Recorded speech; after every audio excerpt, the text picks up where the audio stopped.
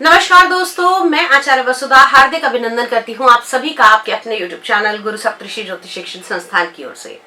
दोस्तों, आज के वीडियो में आपसे बात करने वाली हूँ मैं माघी चौथ, सकट चौथ, गणेश चौथ, इन सभी का एक ही नाम है क्योंकि ये चौथ आती है माघ मास कृष्ण पक्ष की चतुर्थी तिथि को। अब जिस चीज से गणपति जी का नाम जुड़ गया वो तो वास्तव में सभी शुभ कार्य करने वाली होगी। जी हाँ, क्योंकि मकर संक्रांति के बाद सभी शुभ कार्य आरंभ हो जाते हैं, तो इस चतुर्थी पर किसी भी शुभ कार्य को किया जा सकता है। इसे विघ्नहर्ता की चौथ भी कहा जाता है क्योंकि इस दिन भगवान गणपति की पूजा का विशेष महत्व होता है। अब ये चौथ माघ मास में कृष्ण पक्ष के दिन होती है। इस दिन गणपति जी की पूजा, अर्चना, दान, भोग ये सभी करना चाहिए।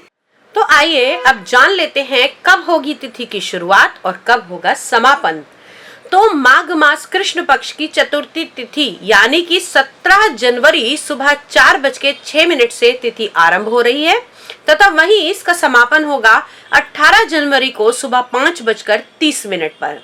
ऐसे में अगर देखा जाए तो हिंदू पंचांग के अनुसार जो उदया तिथि का मुहूर्त रहेगा वो 17 जनवरी का पूरा दिन आपको सकट चौथ मनाने के लिए मिलेगा।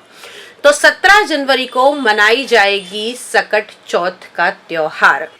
अब किन किन चीजों से आपको राहत मिलती है इस दिन गणेश जी की पूजा करने से? पहली, अगर आप संतान पाना चाहते हैं या आपकी संतान कहीं ना कहीं पदभ्रष्ट है, आपकी बातें नहीं मान रही, तो गणेश चतुर्थी के दिन, जी हाँ, इसी सकट चौथ के दिन आप भगवान गणपति को अपनी गुहार लगा सकते हैं।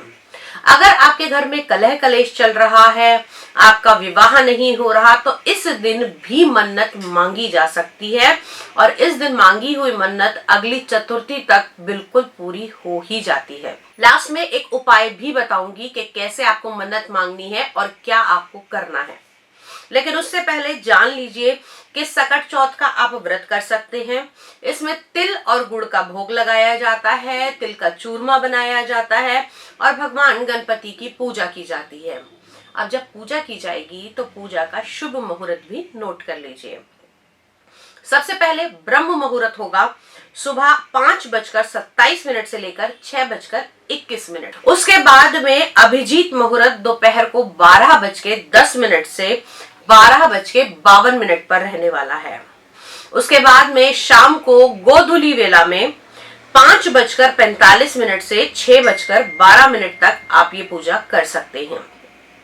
अब 3 मुहूर्त आपको 3 टाइम के दे दिए गए हैं। जैसी भी आपकी सहूलियत हो आप उसके अनुसार इस व्रत का पूजा विधान कर सकते हैं और भगवान गणपति को मना सकते हैं।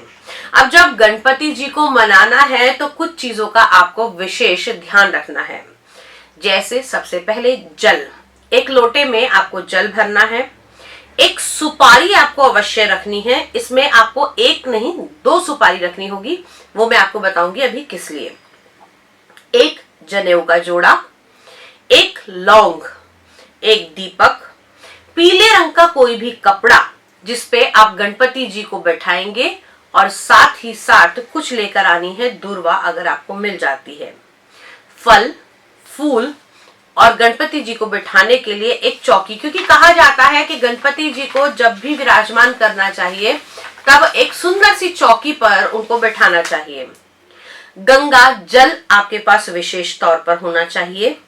11, 21, 7 या 5 तिल के लड्डू या तिल के मोदक आपको मिल जाए तो बहुत ही उत्तम है। एक कलश जिसे हम मंगल कलश कहते हैं, आम के पत्ते आप उसमें 5 रख सकते हैं और गणेश जी की एक कोई खूबसूरत सी प्रतिमा जिसे देखकर आपका मन मोहित हो। अगर आपके घर में पहले से प्रतिमा स्थापित है तो आप उसकी पूजा कर सकते हैं।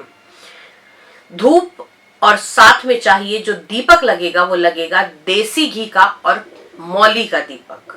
जी हाँ, मौली का दीपक क्यों लगेगा? क्योंकि ये मन्नत का दीपक है, इसलिए मौली का दीपक लगाया जाएगा। अब मैंने आपको बताया था कि आपको पूजा करनी है और बताऊंगी एक विशेष उपाय जिसे आप करके पूरे साल अपने परेशानियों को खत्म कर सकते हैं। ये तो सभी ने सुना होगा कि गणेश जी संकटों को हरने वाले हैं। इसीलिए तो वो इसे सकट चौथ भी कहा जाता है, संकट चतुर्थी भी कहा जाता है। वो सीधा सीधा उसका उपाय बता देती। सुपारी रखनी है वो आपने रखनी है भगवान गणपति जी के आगे, और जो दूसरी सुपारी रखनी है उस पे अच्छे तरीके से आपने मौली लपेटनी है, उस पर तिलक करना है, अक्षत अर्पित करने हैं और उसका भोग लगाना है। ओम गंग गणपतये नमः इसका 108 बार जाप करके आपने उसे संकट सुपारी के नाम से बनाना है। जी हाँ, ये गणपति जी का वो रूप बनेगा जो आपको सभी प्रकार के संकटों से बाहर लेकर आएगा।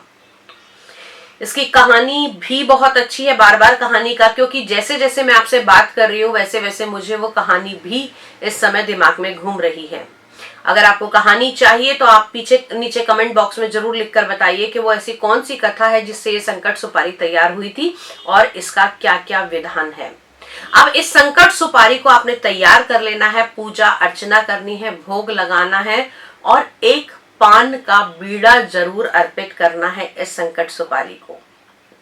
जब ये सब हो जाए, आपकी पूजा अनुष्ठान हो जाए, चतुर्थी के दिन शाम के समय आपने इस बीड़े को उठाकर अपने मंदिर में ही रखना है और जो सुपारी है उसको उठाकर एक लाल कपड़े में लपेटकर आप अपनी तिजोरी में रखिए।